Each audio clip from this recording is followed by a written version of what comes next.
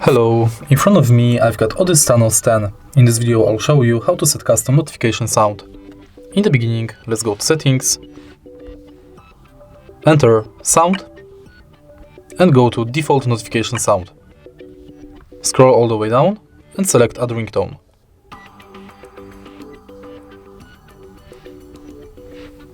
Search for your custom music.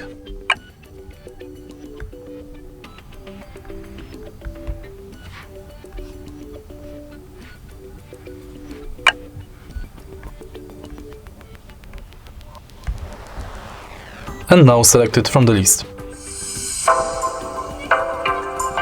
Tap OK and it's set. If you find this video helpful, please leave like, comment and subscribe.